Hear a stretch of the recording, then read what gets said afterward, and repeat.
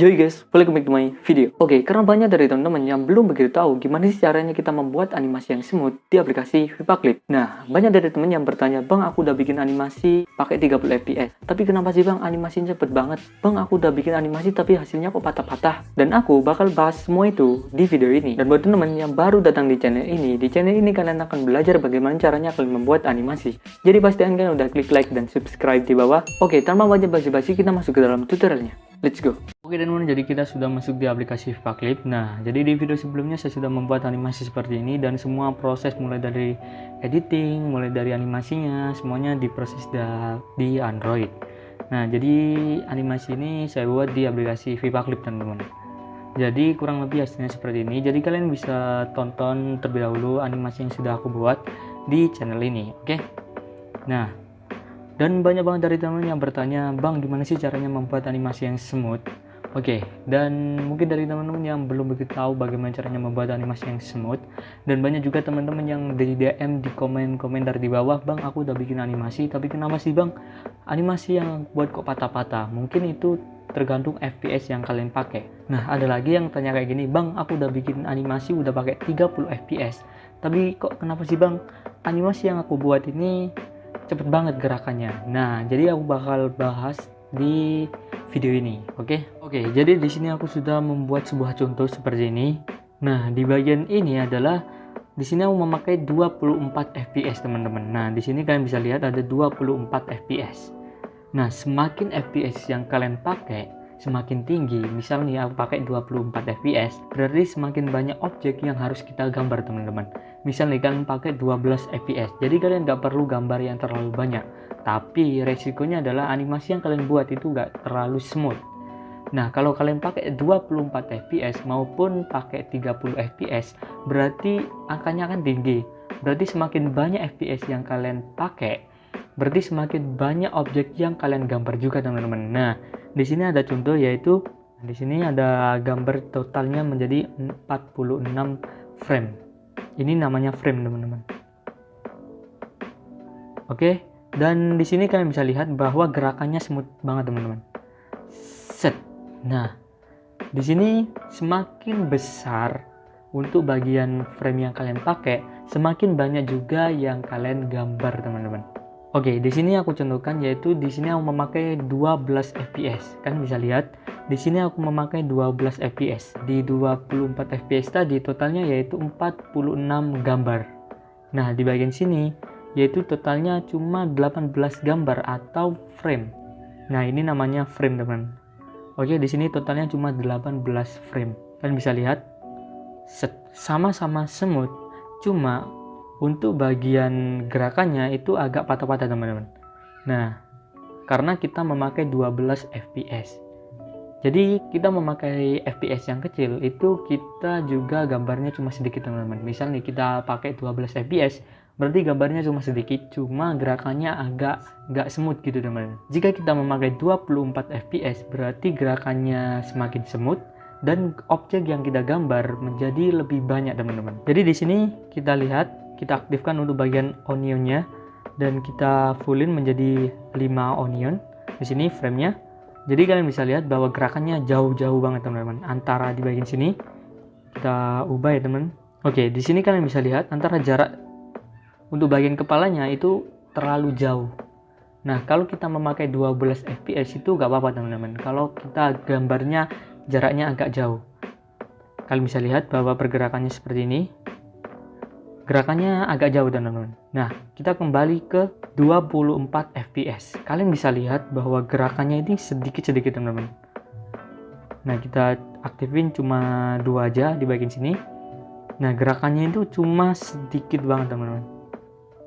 Beda dengan 24 fps tadi. Kalian bisa lihat bahwa gerakannya cuma sedikit banget. Ya teman-teman, di sini sampai sini aja. Nggak terlalu jauh.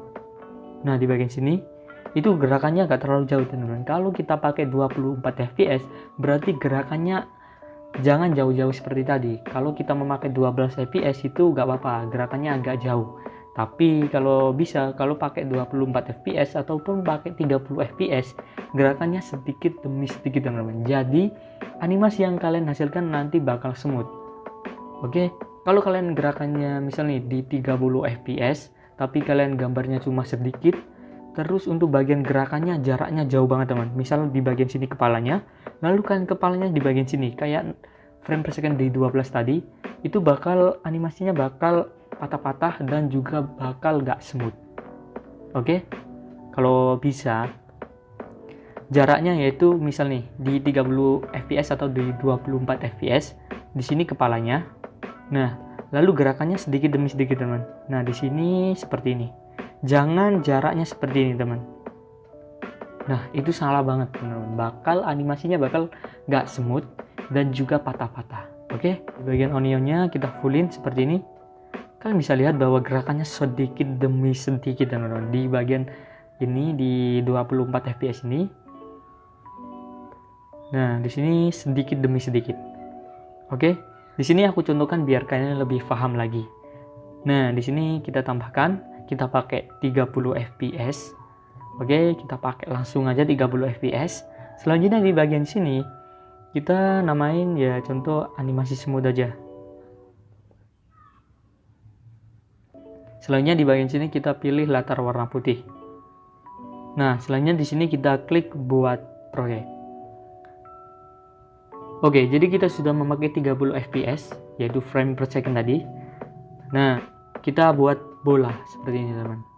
Nah, kita klik penggaris, lalu di bagian sini kita bikin sebuah bola seperti ini. Nah, di sini kan ada bola, teman-teman. Nah, saya contohkan, kita akan memakai 30 fps, berarti gambarnya otomatis kita harus gambar banyak. Oke? Oke, saya contohkan seperti ini, kita copy aja. Lalu kita gerakin seperti ini. Sedikit demi sedikit kita tambahkan layer. Lalu kita gerakin lagi sedikit demi sedikit. Nah, jaraknya segini teman untuk bagian 30 fps. Sedikit demi sedikit teman. Jangan terlalu banyak gerakannya. Jangan pakai langsung di sini. Jangan. Kalian sedikit demi sedikit seperti ini. Oke, untuk bagian bola ini kita harus memakai prinsip animasi, yaitu namanya adalah teknik squash and stretch. Nah, jadi squash stretch ini yaitu dibagi dua. Yang pertama adalah di mana objek akan menjadi squash saat ditekan oleh sebuah gaya, yaitu squash seperti ini teman-teman. Dan yang kedua, dan objek akan menjadi stretch saat ditarik oleh sebuah gaya teman-teman. Maksudnya seperti ini, akan menjadi stretch seperti ini.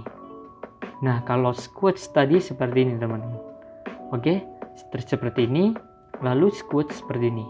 Nah, di sini kita memakai teknik yaitu squash and stretch, yaitu dimana kita pakai stretch untuk bagian jatuhnya seperti ini. Mungkin dari teman-teman udah lebih paham dan mungkin dari teman-teman udah tahu juga, atau mungkin dari teman-teman belum tahu. Kita tambahkan layer, lalu kita bikin seperti ini. Nah, kita tinggal gerakin aja seperti ini. Oke, karena jatuh ya teman-teman, jadi kita gerakannya agak jauh, gak apa-apa karena ini jatuh. Karena ini juga cuma contoh ya teman-teman, jadi di sini aku percepat aja.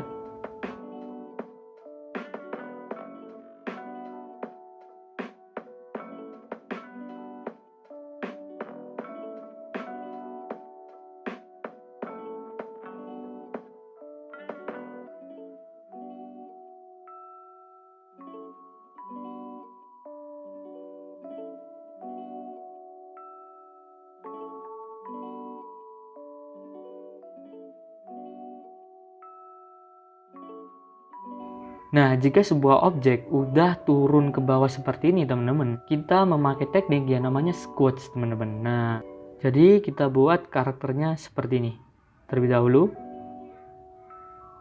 Lalu kita bikin karakternya seperti ini.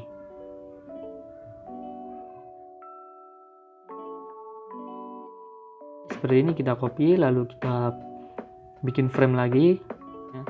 Kita bikin objeknya seperti ini. Lalu kita bikin normal lagi teman-teman. Itu kita kembalikan ke bentuk bola. Nah, lalu kita normalin seperti ini menjadi sebuah bola. Kita ataskan seperti ini, kita gerakin ke atas. Lalu di bagian sini kita gerakin lagi ke bagian atas seperti ini. Kita bikin bolanya memantul lagi teman-teman. Oke, kita copy paste aja. Kita potong di bagian sini, lalu kita copy, lalu kita pastekan lagi dan kita tinggal gerakin teman-teman. Nah, kita gerakin seperti ini, kita bikin gerakannya ke atas.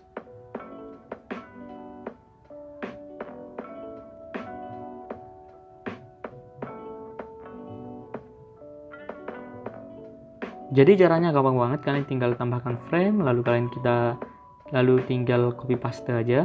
Di bagian sini aku buat sebuah objeknya menjadi squash teman-teman. Nah, seperti ini. Lalu kita buat jadi bola.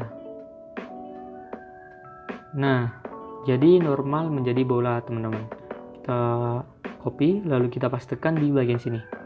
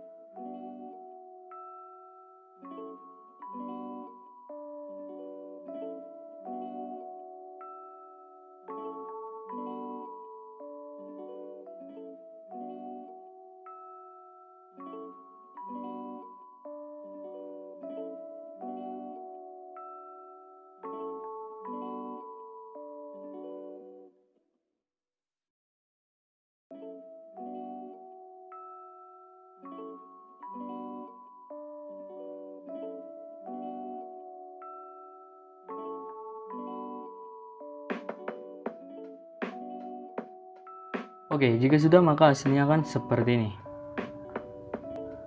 Oke, seperti ini teman. Jadi untuk bagian animasinya turun seperti ini, yaitu namanya adalah teknik stretch. Nah, untuk bagian jika objeknya sudah turun di bagian lantai seperti ini, namanya adalah squash. Oke, dan jadi kalian bisa pelajari untuk bagian prinsip-prinsip dari animasi. Karena di sini kita agak belajar tentang prinsip animasi, kita belajar tentang bagaimana caranya kita membuat animasi yang smooth.